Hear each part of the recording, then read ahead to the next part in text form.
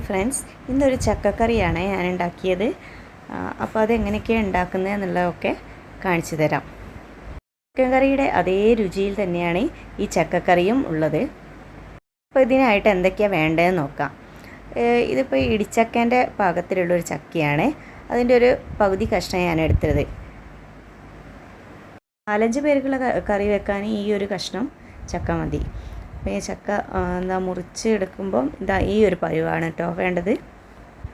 കറിയിലേക്ക് വേണ്ടുന്ന ബാക്കിയുള്ള ചേരുവകൾ: ഒരു വലിയ സവാള ചെറുതായിട്ട് കനം കുറഞ്ഞ് അരിഞ്ഞത്, പിന്നെ ഒരു കഷ്ണം ഇഞ്ചി ചെറുതായിട്ട് അരിഞ്ഞത്, അതുപോലെ ഒരു 4-5-6 അല്ലി വെളുത്തുള്ളി ചീന്തിയിട്ടതാണ്, അതുപോലെ ഒരു തക്കാളി ചെറിയൊരു തക്കാളി എടുത്തത്, ഒരു പച്ചമുളക് ചെറുതായിട്ട് അരിഞ്ഞത്, പിന്നെ ഈ ചക്ക ഇങ്ങനെ ചെറിയ കഷ്ണങ്ങളാക്കി എടുത്തു വെച്ചിട്ടുണ്ട്. കുക്കറിലാണ് ഞാൻ ഈ കറി ഉണ്ടാക്കുന്നത്. അപ്പോൾ കുക്കർ അടുപ്പത്ത് വെച്ച് ചൂടായി വരുന്ന സമയത്ത് അതിലേക്ക് കുറച്ച് വെളിച്ചെണ്ണ ഒഴിച്ചു കൊടുത്ത്, വെളിച്ചെണ്ണ നല്ലോണം തിളച്ച് വരുന്ന സമയത്ത് അതിലേക്ക് കുത്തി അരിഞ്ഞ് വെച്ച ഉള്ളി ഇട്ട് കൊടുക്കുക. ഉള്ളി ഇട്ട് നന്നായിട്ടൊന്ന് വഴറ്റിയെടുക്കുക. ഒരു നുള്ളു ഉപ്പ് കൂടി ഞാൻ ഈ സമയത്ത് ചേർത്ത് കൊടുത്തിട്ടുണ്ട്. ഉള്ളി പെട്ടെന്ന് വഴന്ന് കിട്ടാൻ വേണ്ടിയിട്ടാണ് നമ്മൾ വഴറ്റുന്ന സമയത്ത് കുറച്ച് ഉപ്പ് കൂടി ചേർത്ത് കൊടുക്കുന്നത്. ഉള്ളി ഏകദേശം ഒന്ന് വഴന്ന് വരുന്ന സമയത്ത് നമുക്ക് നേരത്തെ അരിഞ്ഞ് വെച്ചിരിക്കുന്ന വെളുത്തുള്ളി ഇഞ്ചിയും കൂടി ചേർത്ത് കൊടുക്കുക. അതിനുശേഷം പച്ചമുളക് അരിഞ്ഞ് വെച്ചതും കൂടി ചേർത്ത് കൊടുക്കുക.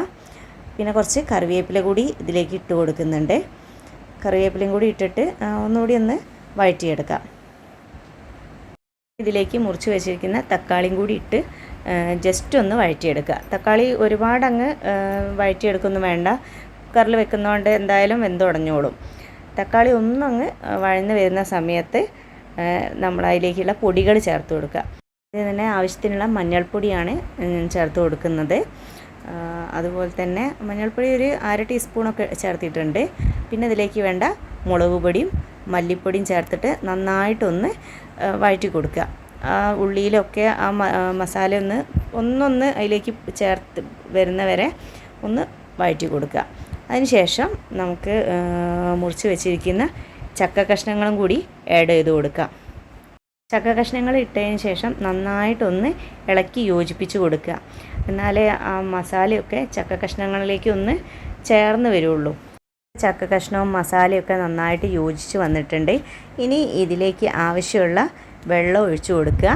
അതുപോലെ ആവശ്യത്തിനുള്ള ഉപ്പും ഇട്ടിട്ട് കുക്കർ അടച്ച് വെച്ചിട്ട് നമുക്കൊന്ന് വേവിച്ചെടുക്കാം.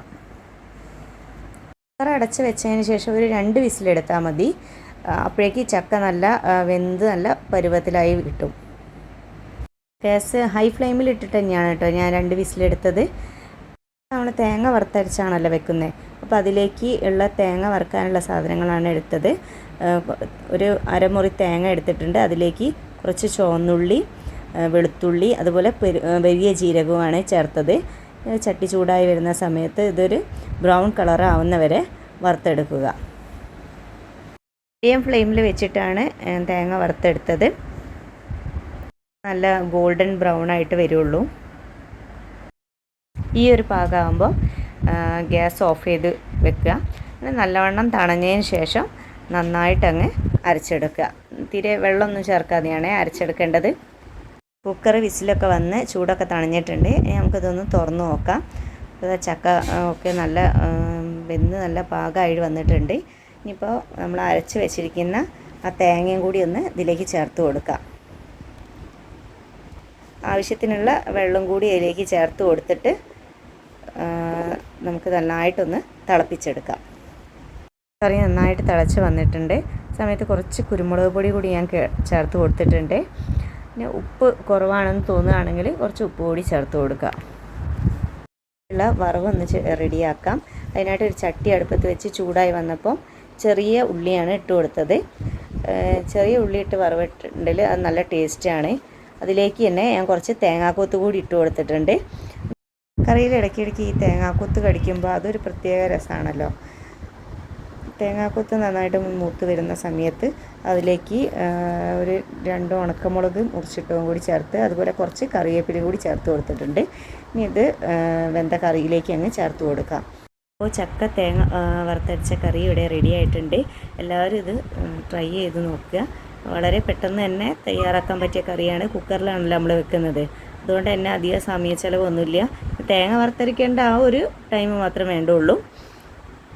മക്കൾക്കൊക്കെ ഈ കറി ഉണ്ടെങ്കിൽ ചോറൊന്നും വേറെ ഒന്നും വേണ്ട. അപ്പോൾ എല്ലാവർക്കും ഈ വീഡിയോ ഇഷ്ടപ്പെട്ടെന്ന് കരുതുന്നു. മറ്റൊരു വീഡിയോ ആയിട്ട് വീണ്ടും കാണാം.